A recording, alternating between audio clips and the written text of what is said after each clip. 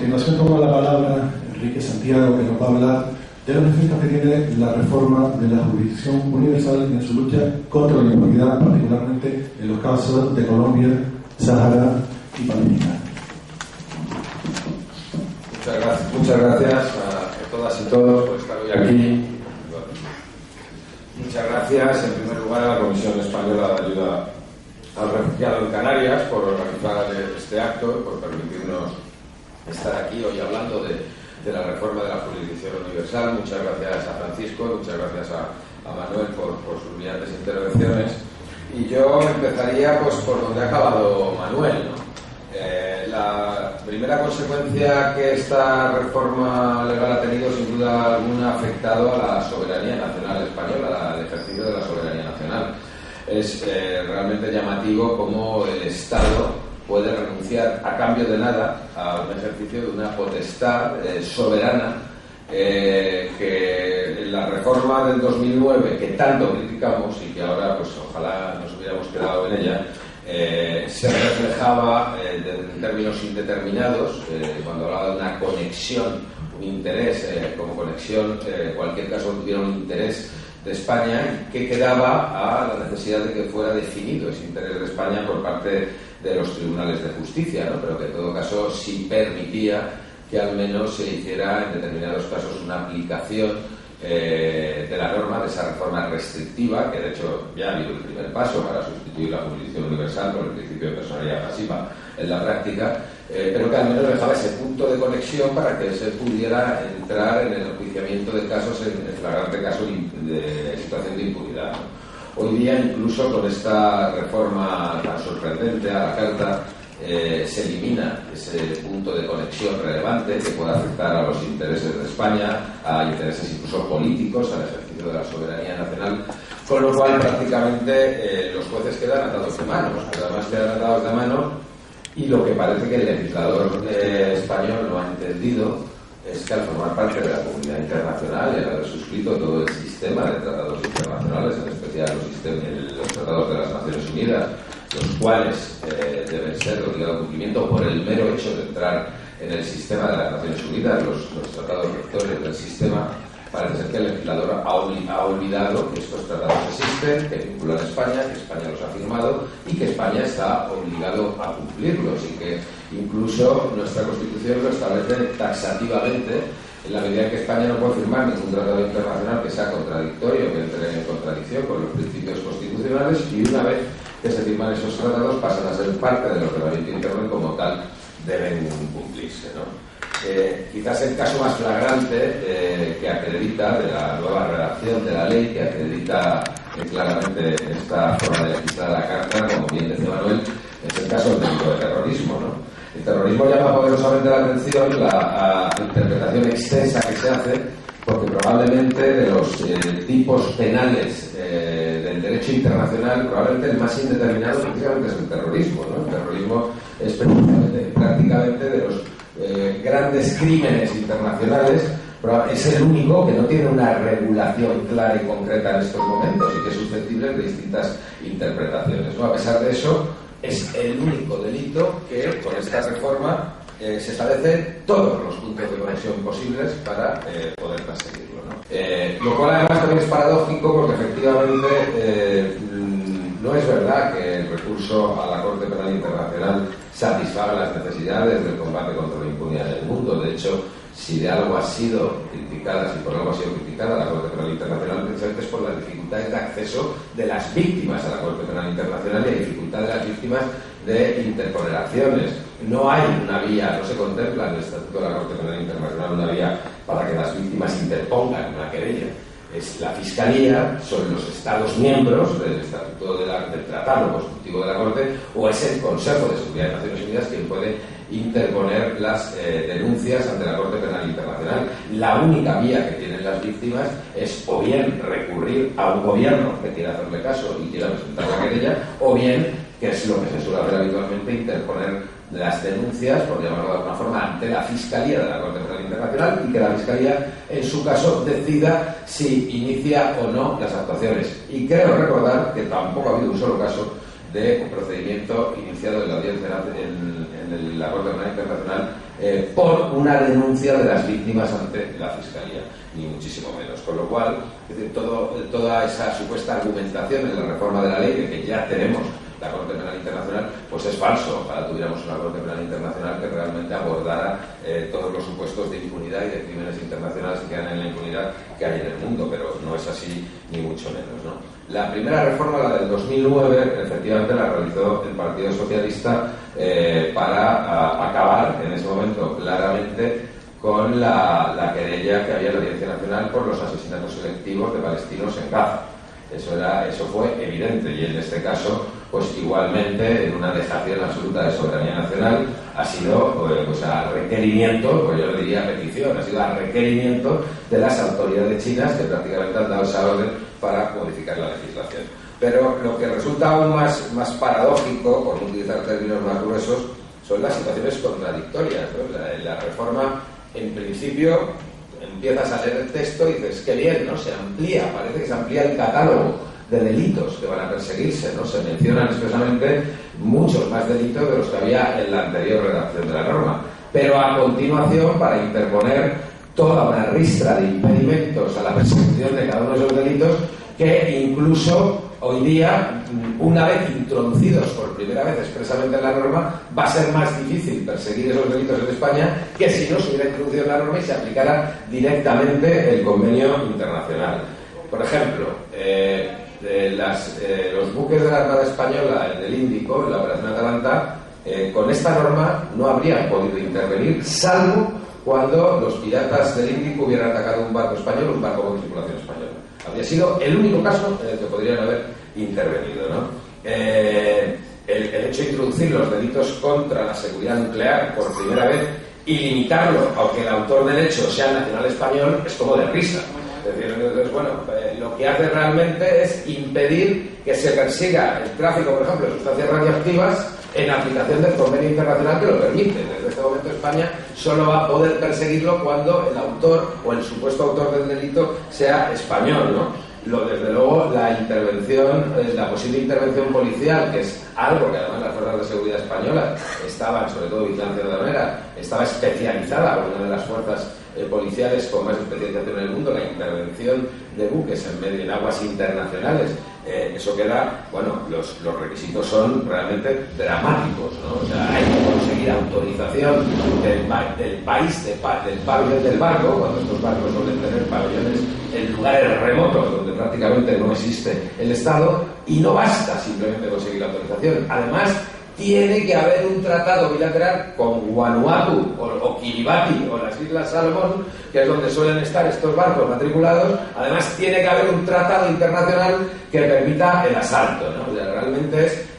la impunidad absoluta de las rutas del narcotráfico procedente de Sudamérica hacia Europa. Eso es lo que han conseguido. Sobre los delitos contra la libertad y dignidad sexual cometidos sobre víctimas menores de edad, desde este momento no se va a poder perseguir, por ejemplo, a un pederasta no nacional español que venga a España a refugiarse tras haber cometido el crimen en Tailandia o donde fuera. Sería imposible perseguirlo en nuestro país. O, por ejemplo, los delitos de mutilación genital femenina, va a ser imposible perseguirlos como el victimario no esté en España. Es decir, que eso con la práctica habitual, por ejemplo, de llevar a las niñas nacidas aquí al país de origen, a que aquí sea donde la realizan la mutilación, pues a partir de ahora no se va a poder perseguir a los padres, que es a los que se perseguía hasta este momento, sino que va a haber que esperar a que el responsable de la mutilación en Senegal, en Mali o donde sea, se le ocurra venirse de vacaciones al único país del mundo donde no va a ir de vacaciones, que es a España, porque sería el país donde evidentemente le podrían perseguir, ¿no? Yo creo que es muy ilustrativo, son 2 párrafos, lo que ha dicho Amnistía Internacional respecto a esta reforma, ¿no? Dice: España, a través del ejercicio efectivo de la jurisdicción universal, había contribuido en el pasado a generar una mayor conciencia en la comunidad internacional de que los perpetradores de los crímenes más atroces no son intocables, que sus actos pueden y deben ser castigados y que no hay paraísos seguros para estos. Investigaciones por parte de España de violaciones de derechos humanos cometidas en Chile, Argentina, Guatemala, China, Ruanda, o el Sáhara Occidental, entre otros, en aplicación del principio de jurisdicción universal, eran algunos de los ejemplos positivos. España, con esta reforma, transmite el mensaje de que las autoridades españolas se preocupan más por no ofender a algunos gobiernos poderosos que por poner fin a la impunidad de la que gozan los autores de las más graves violaciones de los derechos humanos. Esta es la tragedia, ¿no? Es decir, la justicia española jamás ha brillado ni dentro ni fuera de este país, hasta que comenzó a aplicar la jurisdicción universal, los principios de jurisdicción universal, de forma absolutamente pionera. El principal elemento de reconocimiento a la justicia española, desde luego fuera de nuestras fronteras, probablemente también dentro, es el ejercicio de estos casos. Es decir, con esta reforma, con esta irresponsable, ineficaz reforma contraria a los principios de derecho internacional, además España ha tirado por la borda un prestigio acumulado con muchos esfuerzos en los últimos 16 años. De un plumazo se ha tirado por la borda. Y hemos pasado de ser un país pionero, emblemático y un país que impulsaba la extensión de la jurisdicción universal contra la impunidad, a ser actualmente uno de los países más restrictivos en cuanto a criterios, que incluso omite principios consolidados del derecho internacional, ¿no? Eso es lo más dramático, ¿no? Pero además es que la reforma tiene otro elemento que pone de manifiesto la falsedad de las argumentaciones que se contienen, ¿no? Que es el argumento, y con esto ya entro en los casos concretos que hay ahora mismo, sobre el obligatorio sobreseimiento por el juez instructor hasta, dice la reforma, que no se acredite que se dan las condiciones para seguir impulsando la causa. Vamos a ver, si una causa se sobresee como cuestión previa, como paso previo, ¿cómo va a ser posible después acreditar que se dan los requisitos? Es decir, una causa que se sobresee se archiva, y desde el momento que se archiva ya no hay actividad judicial procesal ninguna, con lo cual desde ese momento es absolutamente imposible acreditar que se dan los requisitos para que continúe instruyéndose la causa. En todo caso debería ser al revés, debería haber sido. Si realmente la ley lo que pretendía era que primero se acreditara la existencia de los nuevos requisitos, así se tenía que haber indicado en la ley, ese debería haber sido el itinerario de la ley, y primero habría que haber dicho: se abre un plazo para acreditar la existencia de los requisitos, y en caso de que no se acrediten, pues posteriormente sobresease. No sé, la ley, la reforma lo establece al revés. Primero se archiva y luego ustedes acrediten que no había que archivarlo. Cuando ya está archivado, es absolutamente imposible realizar esa actividad, ¿no? De los distintos casos que había en la Audiencia Nacional, yo, en mi opinión, la inmensa mayoría van a quedar abiertos de una forma o de otra. Pero, insisto, van a quedar abiertos, limitados los objetivos y, sobre todo, con la inmensa dificultad de abrir nuevos procedimientos. Sin duda alguna, el más emblemático, porque ha sido el primero que se ha pronunciado y el que ha marcado, yo creo, una vía que están siguiendo de una forma o de otra la mayoría de los jueces de instrucción de la Audiencia Nacional, ha sido el camino marcado por el juez Pedraz en el caso Couso, ¿no? Y para no entrar esto, incluso es que hoy justamente, ahora cuando llegaba aquí, he encendido el correo electrónico, y lo primero que veo es que uno de los casos, el de los vuelos de la CIA, que hasta ahora pues no se habían, o sea, el juez no se había planteado la necesidad de aplicar esta reforma, porque es que, claro, el caso de los vuelos de la CIA es un caso que lo que investiga son delitos cometidos en territorio nacional, en el aeropuerto de Palma de Mallorca, en el aeropuerto de Tenerife, por cierto, en el aeropuerto de Málaga, en el aeropuerto de Torrejón, en el aeropuerto de Rota. Es decir, es el trasiego de vuelos clandestinos por España llevando personas secuestradas a Guatemala. La sorpresa, ¿cuál es? Que hoy, esta tarde, me encuentro con que de pronto el juez que estudia esto también ha decidido que ahora los delitos cometidos en los aeropuertos españoles, pues por lo visto requieren la aplicación de la jurisdicción universal, y abre hoy un plazo de 20 días para que informemos sobre cómo la reforma le afecta, ¿no? Esto es la anécdota, en todo caso, ¿no? Porque digo que este es un caso a qué límite vamos a llegar, ¿no? O sea, creer que cualquier delito en el que haya implicado un extranjero requiere aplicación de los principios de jurisdicción universal, aun tratándose de delitos cometidos en España. Es decir, que en ese caso no hay ninguna duda, absolutamente ninguna, sobre cuál es el foro de competencia. Evidentemente se aplica el territorial, ¿no? Pero en todo caso, lo que decía el caso Couso, ¿no? El juez Pedraz, lo primero que resalta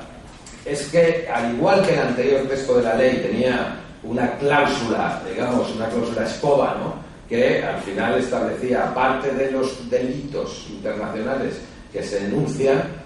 cualquier otro, antes era la H, ¿no?, cualquier, del 23.4, cualquier otro delito que, conforme a los convenios internacionales firmados por España, deba ser perseguido en nuestro país en aplicación del convenio. Con el texto de la reforma de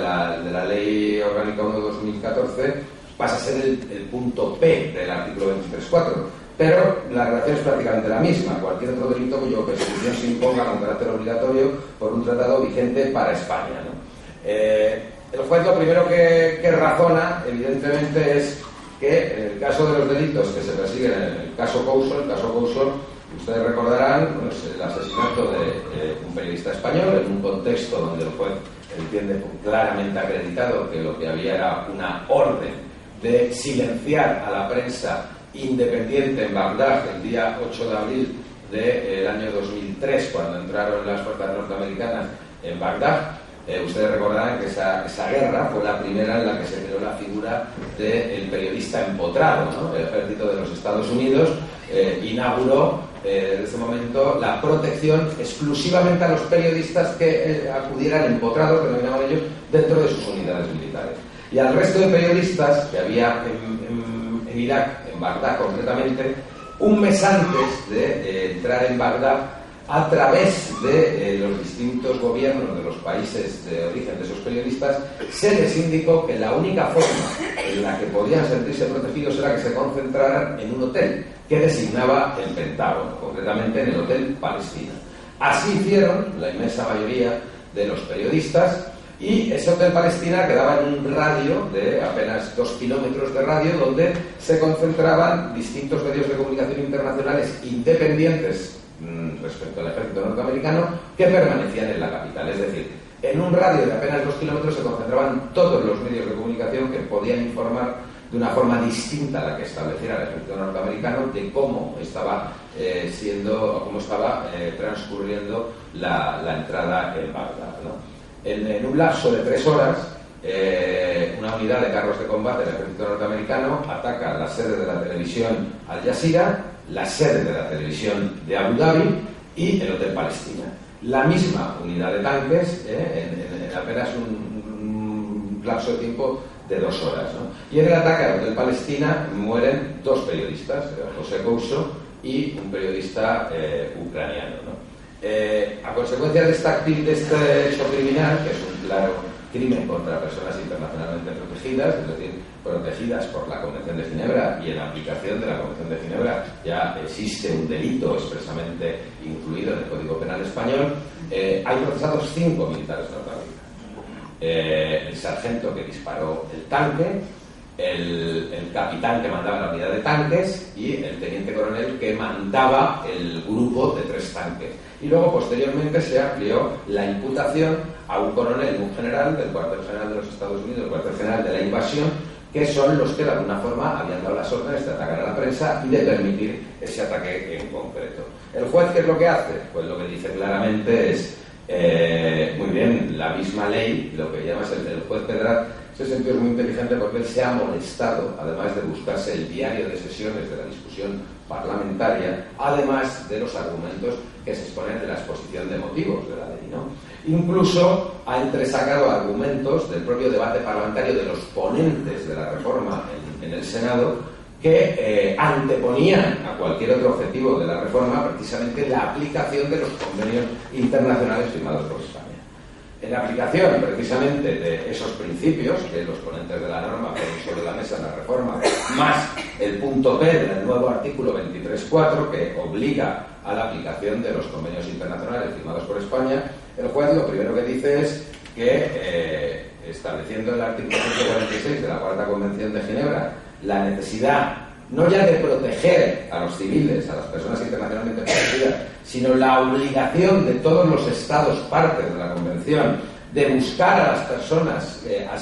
acusadas de haber cometido infracciones graves que tengan que ver con el ataque a personas civiles en un conflicto armado, pues no hay más remedio que aplicar directamente el convenio, en este caso la Cuarta Convención de Ginebra, y continuar adelante con la instrucción. Y a partir de ahí el juez lo que razona es que efectivamente, incluso por encima de la Constitución, digo encima, técnicamente no es exactamente encima, pero es cierto que cualquier tratado internacional forma parte del derecho interno español, y en el momento que se firma ya ha habido un control de constitucionalidad. Es decir, un tratado internacional, una vez que se firma, no puede ser considerado inconstitucional, y si lo fuere, o por cualquier motivo hay que reformarlo, la propia Constitución establece un mecanismo específico que lo que dice el juez es que no se ha respetado en absoluto. Es decir, el legislador, a la hora de aplicar la reforma, no ha manifestado que quiera hacer inaplicables los convenios internacionales que España tiene la obligación de aplicar, que si hubiera querido hacerlos inaplicables tendría que haber utilizado el mecanismo que establece la Constitución para establecer la inaplicación individualizada de cada uno de estos convenios, y que además los razonamientos de los ponentes en el debate parlamentario lo que ponen de manifiesto es lo contrario, la necesidad de garantizar la aplicación de los tratados internacionales. Entonces, ¿qué es lo que dice el juez? Pues lo que dice es que cualquier juez español tiene la obligación, en primer lugar, de aplicar la ley. Que conforme a los tratados firmados por España, en primer lugar el Convenio de Viena sobre el derecho de los tratados, esos tratados firmados, una vez que forman parte del derecho interno, tienen que ser directamente aplicados. Y que si el juez encuentra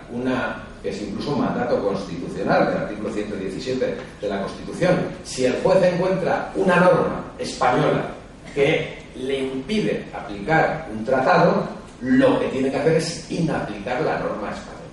Y es lo que hace el juez. El juez lo que dice es, yo no tengo, el juez federal, que es el primero que emite una resolución, dice, yo no tengo ni siquiera que instar una cuestión de inconstitucionalidad. Yo lo único que hago es que me encuentro una norma del derecho interno español que resulta inaplicable y no la aplico, porque es mi obligación según lo establecido en el artículo 117 de la Constitución, que obliga a los jueces a someterse al imperio de la ley. Y ese es el imperio de la ley según la Constitución española. A partir de ahí, ¿qué es lo que dice? Pues que efectivamente él no puede,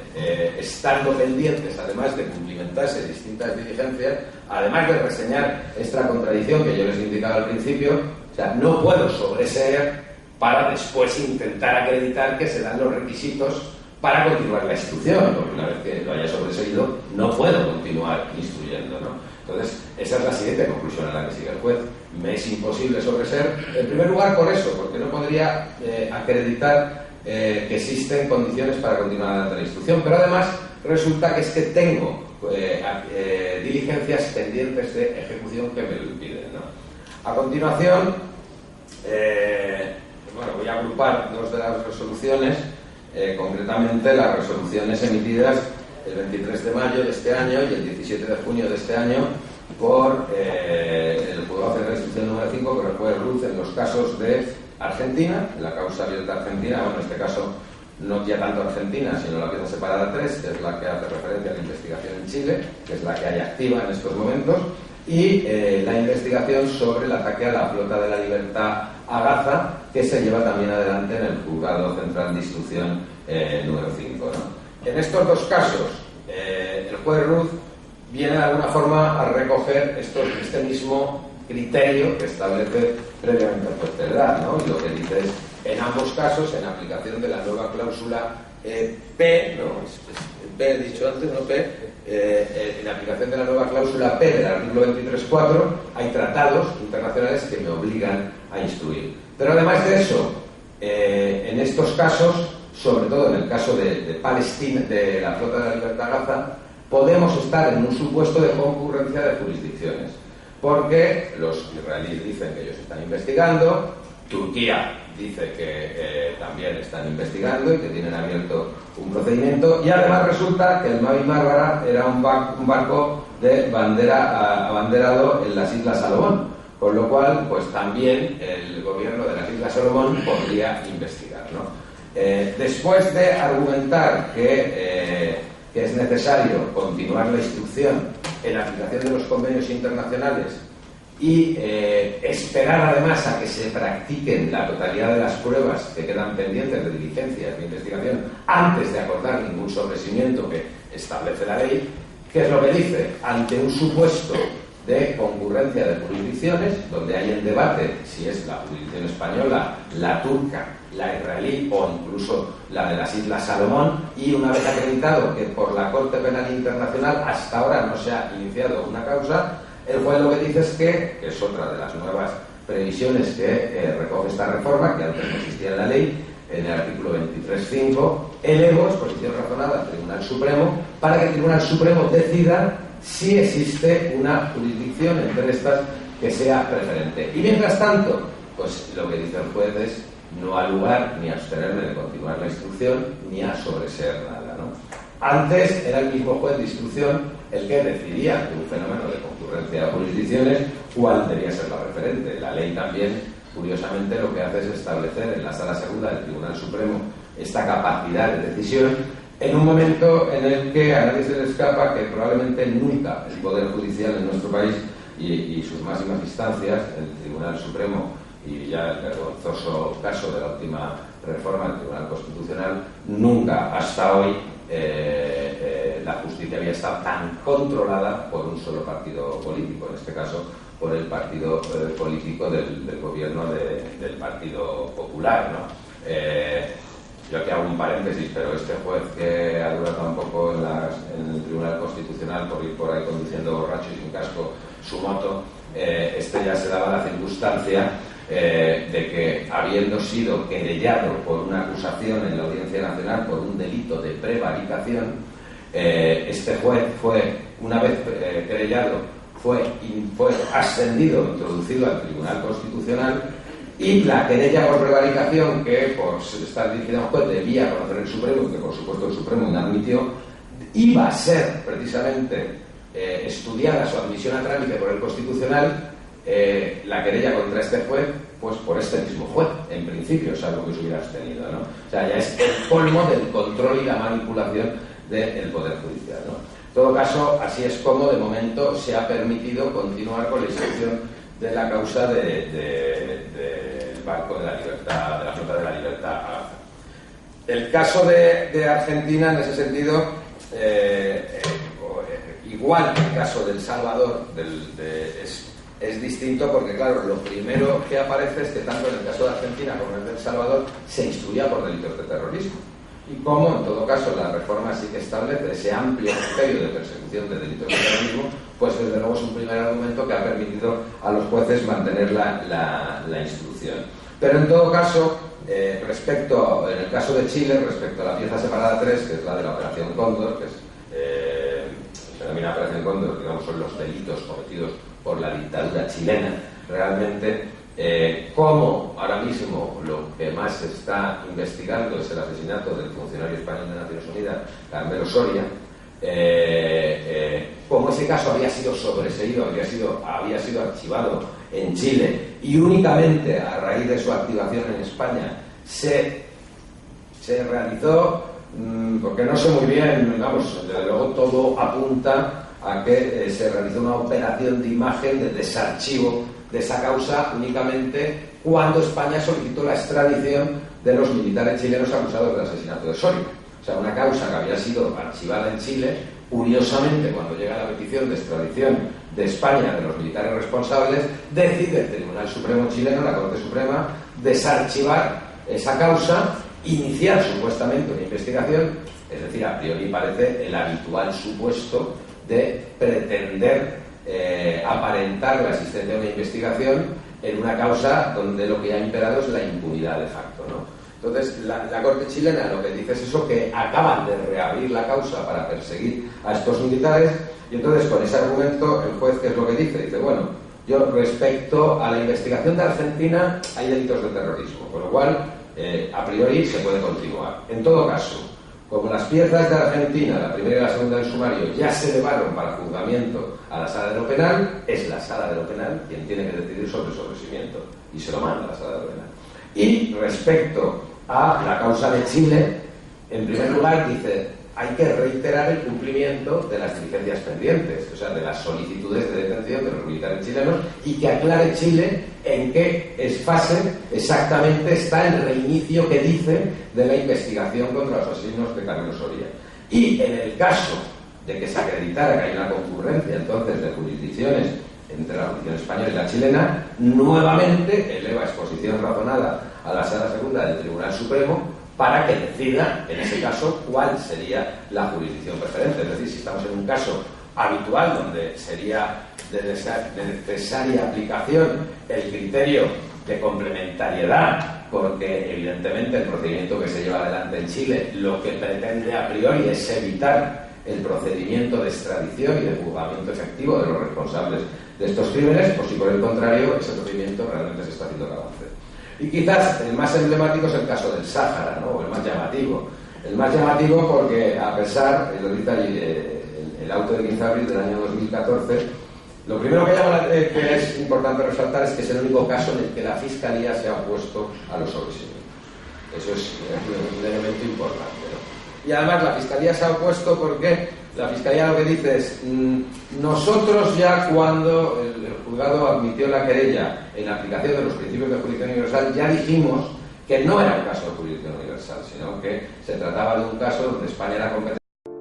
porque las víctimas eran españolas y probablemente alguno de los victimarios también podía haber sido español. Entonces, retomando ese argumento, el juez, ¿qué es lo que dice? Dice, bueno, en primer lugar, es cierto, los delitos que se investigan han sido cometidos en lugares que eran provincias españolas, en el momento en el que se cometieron. En segundo lugar, son delitos cometidos contra personas que eran españolas en el momento en el que se cometieron. Y desde luego, es cierto que además el fiscal, en el momento que se interpuso la querella, ya argumentó que no había que aplicar principios de jurisdicción universal porque eran delitos cometidos en el territorio español respecto a víctimas españolas. Y en todo caso añade, dice, en todo caso lo que no es ningún problema y no es óbice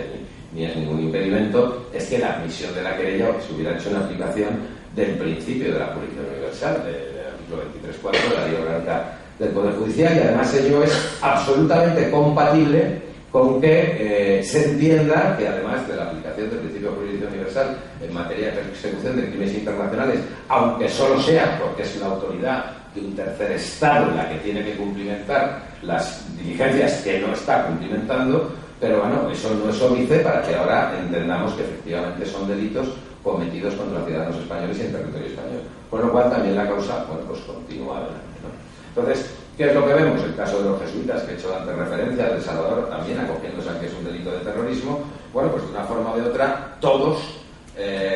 continúan en este momento abiertos. Unos contundentemente abiertos, como el caso de Sáhara o el caso Couso. Otros en una situación intermedia, que ya veremos qué pasa con las exposiciones razonadas